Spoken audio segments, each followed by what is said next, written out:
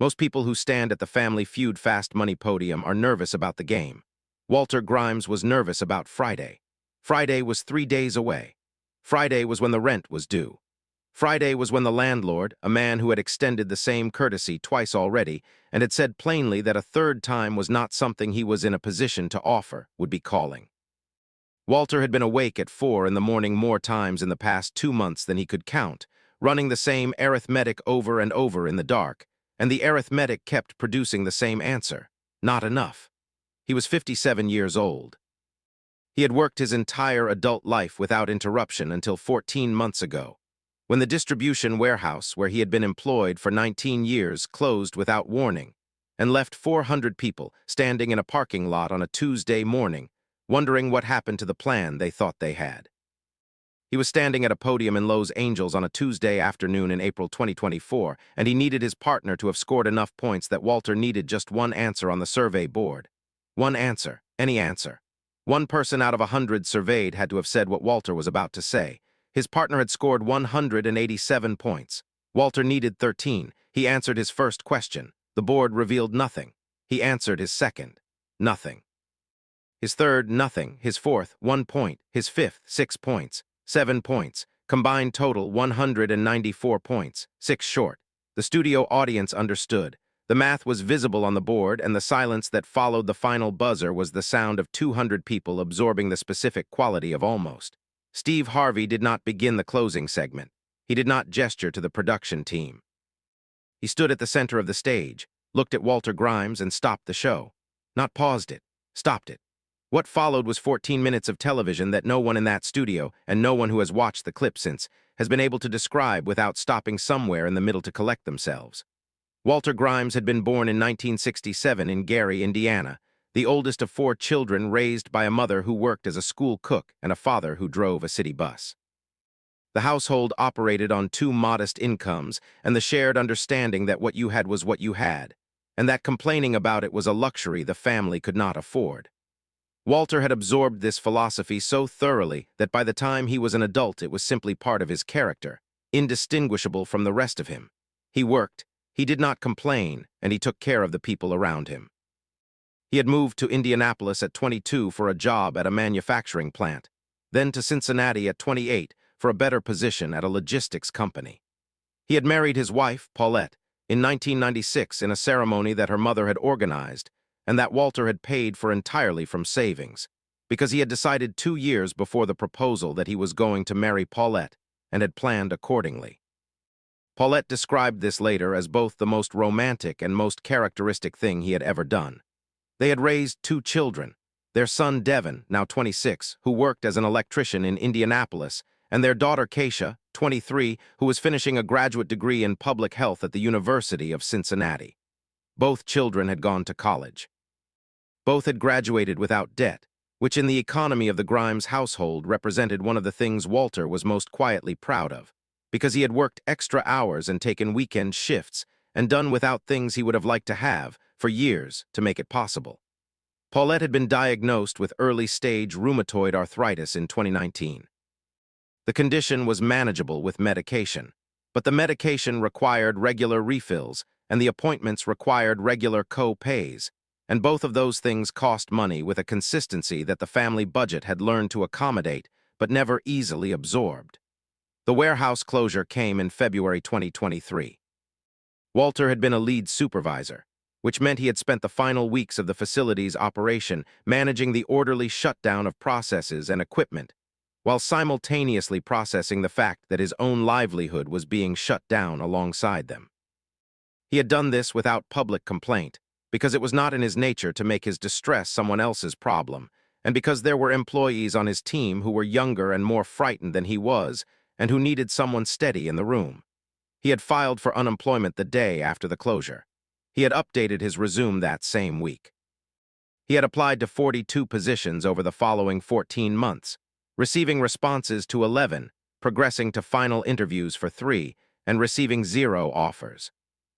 Not because he was unqualified, 19 years of warehouse supervision at a large distribution facility represented a substantial body of operational experience, but because the logistics sector had contracted in ways that were not personal, and that nonetheless had very personal consequences. And because being 57 years old in a job market that had not entirely resolved its relationship with the phrase cultural fit was not a neutral fact. He had depleted his savings over the first 8 months. He had borrowed from Devon, who had offered without being asked, which Walter had accepted only because declining would have been pride in a form he could not afford. He had reduced the household to its essential expenses with the methodical precision of a man who had spent 19 years managing operational efficiency and now found himself applying those skills to his own kitchen table. The rent was 2 months past due. The landlord, a man named Gerald who had rented to Walter and Paulette for 6 years and who was genuinely decent about most things, had said at their last conversation that he had his own mortgage and his own obligations, and that he was sorry but he could not carry the situation much further. Walter had thanked him and said he understood because he did understand, and because thanking people for honesty was something his mother had taught him. It was Paulette who had applied to Family Feud. She had done it in November, 3 months before the taping, filling out the application at the kitchen table on a Sunday afternoon while Walter was in the garage organizing tools he was considering selling. She had not mentioned it because she did not want to build hope around something that might not happen, and also because Walter was the kind of man who would have spent the intervening months managing her expectations, which was kind, and also not what she needed from him at that moment. When the call came in January confirming their selection, she had sat Walter down at the same kitchen table and told him. He had been quiet for a long time. Then he had said, "We had better prepare well," which was, Paulette told their daughter Keisha later, the most Walter thing he had ever said, and also the reason she had married him. They had prepared for 11 weeks. Walter, Paulette, Devon, Keisha, and Walter's younger brother Calvin, who had driven from Gary specifically for the taping because he said he was not going to miss it, had studied survey patterns together on weekends and over video calls on weekday evenings. Walter had approached the preparation with the same systematic attention he had brought to every job he had ever held, organized, consistent, and entirely without the assumption that effort alone guaranteed outcome, but with the equally firm conviction that the absence of effort guaranteed nothing good. Paulette had packed him a sandwich for the plane because she said the airport food was overpriced, and they were not in a position to be careless about that kind of thing. Walter had eaten the sandwich at the gate and thought about how much he loved her. The family they were paired against in the main game was the Thornton family from Nashville, 3 adult siblings, a spouse, and a cousin who had been competing against each other at Thanksgiving for 30 years, and had arrived on a game show set with the easy confidence of people for whom this kind of competitive pressure was simply a Tuesday. They were formidable, and the main game between the Grimeses and the Thorntons was tightly contested throughout.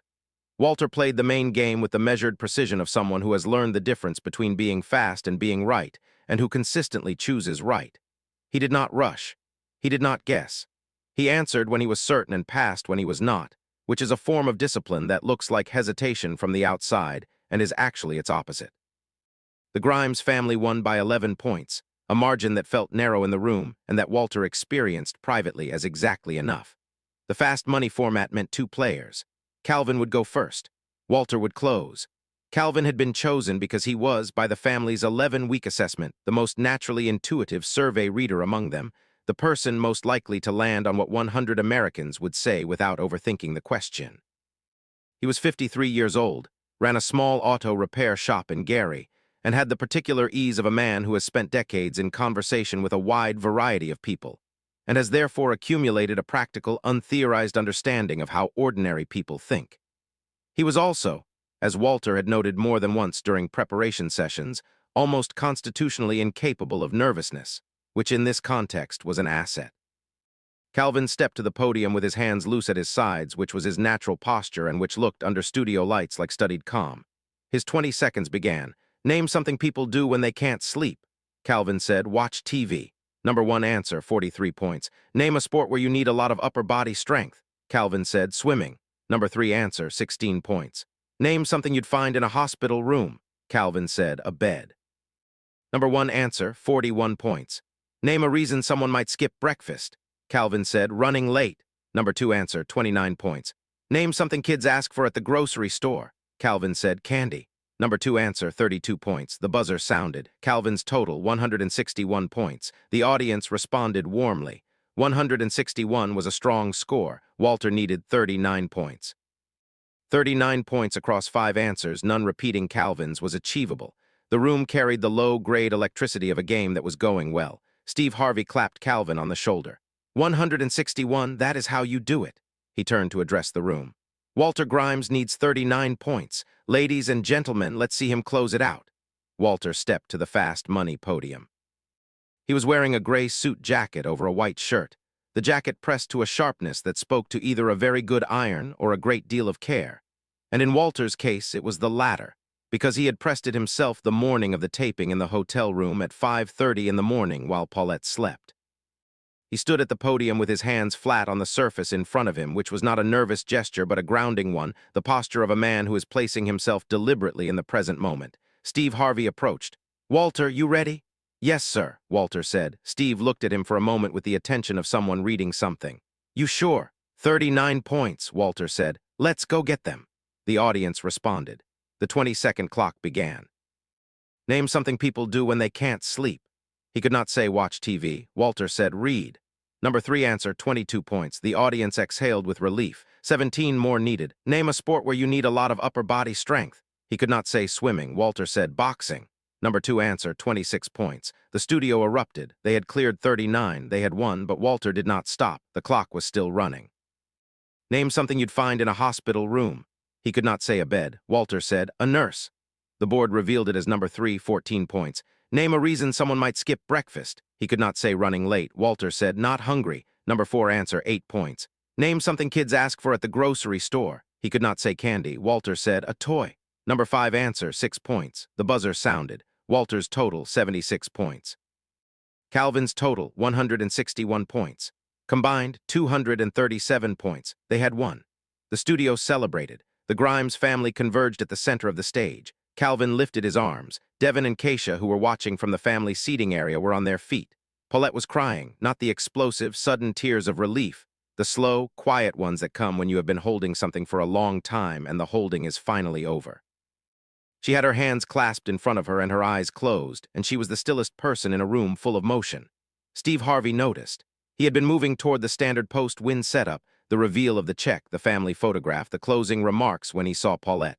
And he stopped.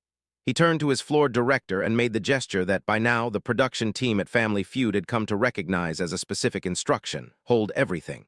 We are not done here. He walked to Walter. Before we wrap this up, Steve said, I need to ask you something. The celebration quieted. The room found its attention and gave it. Walter, Steve said, why did you need this today? And I mean really not the game answer, the real answer. Walter Grimes looked at Steve Harvey the way people look at a direct question when they have been carrying the answer for a long time and are deciding whether the room is safe enough to say it in. He decided it was. I lost my job 14 months ago, he said. The warehouse closed 19 years. He said it plainly the way he said most things. I have been trying to find work since then. I have applied everywhere I am qualified for, and some places I am probably not. I have had 3 final interviews and no offers. He paused. The rent is 2 months behind. My landlord has been patient, but he told me he cannot be patient much longer. Friday is the deadline. He looked at Steve steadily. I needed this today. The studio was quiet in the way it had become quiet before, the specific silence of people who have been given honest information and are sitting with the weight of it. Steve did not fill the silence immediately. He let Walter's words be in the room for a moment without rushing past them. 14 months, Steve said. 14 months, Walter confirmed. And in those 14 months, Steve said, what has kept you going? Walter did not hesitate. He looked across the stage to where Paulette was standing with her hands still clasped, her eyes open now, watching him with the expression of a woman who has been watching this man for 28 years and has never once looked away when it mattered. Her, he said. The room produced a sound, not applause, not a cheer, something quieter and more genuine than either. The sound of people who have just seen something private and true. Steve Harvey held the moment. He did not speak for several seconds. When he did, his voice had the quality it carries in its most unguarded register, the register that has nothing to do with performance and everything to do with the man behind the host. Walter, I want to tell you something, he said, and I want you to hear it not as a television host saying it, but as a man. He paused. What you just did, 14 months of not giving up, of protecting your family without letting them see you break, of showing up to a game show prepared and focused and refusing to let fear make the decisions, that is not a story about bad luck. That is a story about character, and I do not want it to go unrewarded. He turned to the production team. The exchange was brief. His producer nodded. Steve reached into the inside pocket of his jacket. The Steve and Marjorie Harvey Foundation has been doing this work for years, he said. We support families in transition, families who are doing everything right and whose circumstances have not caught up to their effort yet. Today, that is the Grimes family. He produced an envelope. This is a check for $12,000 from the foundation. On top of your $20,000 from the show, that is $32,000. Enough to settle what is owed, clear the immediate pressure, and give you the runway to find the right position without the deadline on Friday making the decision for you. He extended the envelope toward Walter. Walter did not take it immediately. He stood at the center of that stage for a moment with his hands at his sides, and the expression on his face was not the open emotion of a man who has been given something he expected. It was the more complex expression of a man who has been told, in front of 200 strangers and a set of cameras, that what he has been doing in private for 14 months was seen. That someone, without being asked, had looked and called it by the right name. He took the envelope. Then he did something that no one in the room anticipated and that the cameras caught completely. He turned away from Steve Harvey and walked directly to Paulette. He covered the 12 feet of stage between them in a few steps, put both arms around her and held on. Paulette pressed her face into his shoulder. Her hands, which had been clasped in front of her since the wind, opened and gripped the back of his jacket. Calvin, standing nearby, put his hand over his mouth. Devin had his arm around Keisha. Keisha was crying with the particular, uncomplicated grief of a child watching her parents be relieved of something she had known they were carrying and had not known how to help with. Steve Harvey stood to the side and did not speak. He had said what needed to be said. The moment now belonged to the family, and he understood that his job in this particular 10 seconds was to protect the space rather than occupy it. When Walter and Paulette separated, both of them composed in the way of people who have been together long enough to know how to hold each other through the worst of it, Walter turned back to face Steve. "Thank you," he said. It was not an elaborate thank you. It was the kind that means exactly what it says. Steve nodded once. "The work you have been doing for 14 months, I just noticed it. You did it." He extended his hand. Walter shook it. And then Steve Harvey, who has spent 16 seasons finding the right thing to say at the right moment, turned to face the audience and was quiet for just a beat longer than expected. "Ladies and gentlemen," he said finally, "that is a husband." The studio rose to its feet. The episode aired 4 weeks after the taping. The production team had made the same decision they had been making with increasing deliberateness in recent seasons. They preserved the moment in full. The sequence from Steve stopping the show through Walter's walk to Paulette ran without cuts in the final broadcast.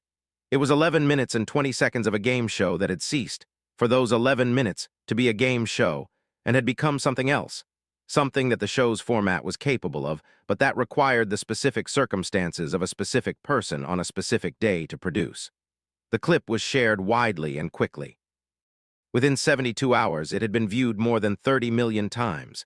Within a week, it had generated a volume of viewer correspondence that the show's production office described as among the highest they had received in response to a single segment. But what distinguished the response from the standard viral arc was its durability. People were not simply sharing it in the first 48 hours and moving on. They were returning to it. They were sending it to people who had been unemployed, to people who were behind on rent, to people who needed to see what 14 months of refusing to give up looked like from the outside. A job placement organization in Indianapolis cited the clip in a fundraising communication. They wrote that Walter Grimes had done in 11 minutes what their marketing team had spent years trying to articulate, that the people who come to them are not failures. They are people whose circumstances have temporarily outrun their effort, and whose effort has not stopped. Walter received a job offer the Tuesday after the episode aired. The offer came from a regional distribution company in Cincinnati that had seen the episode and whose operations director had watched the clip twice, and then pulled Walter's application, which had been submitted 7 weeks earlier and had not moved past initial review, back to the top of the stack. The director later said in an interview that what he had seen in the clip was not a man who needed sympathy, but a man who had managed a family's operational crisis with the same systematic competence. The director wanted managing his warehouse floor. He said he had called Walter the morning after watching it and offered him a position as operations supervisor. Walter had said yes before the director finished the sentence. He started work on a Monday. He called Calvin from the parking lot before his first shift, from the same posture he used to make calls when something important had happened, and he wanted to tell someone he trusted before the day got away from him. Calvin said, I knew it. Walter said he had not known it for certain, but he had been betting on it. Calvin said that was the same thing. Walter said it was not, actually, and that Calvin had always been imprecise about the distinction between faith and certainty, and Calvin said that was rich coming from a man who had pressed his jacket at 5:30 in the morning for a game show. Walter said that was a completely different matter. The conversation lasted 20 minutes and was, by Walter's own account, one of the best phone calls he had ever made. The back rent was paid the Friday after the taping, 6 days before the corrected deadline that Gerald the landlord had quietly extended when he saw the episode air, and decided that the original Friday could be revisited. He did not mention having made this decision. Walter found out later from Paulette, who had spoken with Gerald's wife, who had mentioned it in passing as though it were nothing, which is the way genuinely decent people tend to present the decent things they do. Paulette's rheumatoid arthritis medication, which had been the first thing reduced when the financial pressure became acute, and the last thing Walter talked about with anyone, was fully refilled within the week. Her rheumatologist, at the follow-up appointment 2 months later, noted that her inflammatory markers had improved and asked whether there had been any changes in her stress levels. Paulette said there had. The rheumatologist said that was consistent with what she was seeing, and that stress was among the most reliable aggravators of autoimmune conditions, and that she was glad to see the improvement. Paulette thanked her and did not elaborate, because the full explanation would have required describing a game show and an envelope and a man walking 12 feet across a stage, and she was not sure any of that belonged in a clinical context. She mentioned it anyway. The rheumatologist watched the clip that evening. Devon, who had lent his father money during the hardest months without being asked and without ever mentioning it in a way that suggested he expected to be thanked, was repaid in full. Walter drove to Indianapolis on a Saturday to deliver the check in person, because that was the kind of thing you did in person. Devon said it was not necessary. Walter said it was. They did not argue about it because they both knew Walter was right. Keisha completed her graduate degree the following May. Walter and Paulette attended the ceremony. Walter wore the same gray suit jacket, freshly pressed. Paulette wore a dress she had bought specifically for the occasion, the first piece of clothing either of them had purchased for a non-essential reason in over a year. At the reception afterward, someone recognized Walter from the Family Feud episode and asked if he was the man from the show. He said he was. They said it was an incredible story. He said he appreciated that and introduced them to Paulette, because the story was not really his alone. Steve Harvey referenced the Grimes family in an interview given several months after the episode aired, in the context of a broader conversation about what the show had meant to him over 16 seasons. He said that the moments that stayed with him were not the spectacular ones, not the perfect fast money rounds or the record-breaking scores. They were the moments where the show had become a container for something larger than it was designed to hold, and where the people in it had filled that container with something genuine. Walter Grimes did not come on my show to be emotional, Harvey said. He came on my show to pay his rent. He was prepared, he was focused, he was professional, and he won. And then I asked him one question, and he told me the truth about 14 months of his life in about 45 seconds. He paused. That is not a contestant. That is a man, and the least I could do was make sure he knew someone noticed. He was asked whether he worried that the foundation contributions created an expectation that families might come to the show hoping for something beyond the prize money. He said he thought about that. He said that his answer every time he thought about it was the same, that the families who came to him with real circumstances were not gaming a system. They were using a door that had opened and walking through it, which was what people with limited options did when limited options presented themselves, and that this was not a thing to be suspicious of but a thing to be respected. Walter Grimes pressed his jacket at 5:30 in the morning, Harvey said. A man who is trying to game something does not press his jacket at 5:30 in the morning. A man who is trying to show up correctly does. Walter has been at the distribution company for 7 months now. He is, by the account of his operations director, exactly what the director expected. Organized, steady, and possessed of the specific authority that comes not from a title, but from a demonstrated history of showing up and doing the work. 2 of his direct reports are younger than his son Devon. He has not told either of them about the game show, because it is not relevant to what they need from him in a professional context. It is not relevant to what anyone needs from him professionally. It is relevant only to the private inventory of things that happened in the 14 months between one chapter of his life and the next, and that he has no intention of letting define him, though he is not ungrateful for any of it. He calls Calvin every Sunday. They argue about sports and about the precise definitions of words, and about which of them their mother would have agreed with on any given question, which neither of them will ever know for certain, but which they are both willing to debate at length. Paulette is well. Her markers remain improved.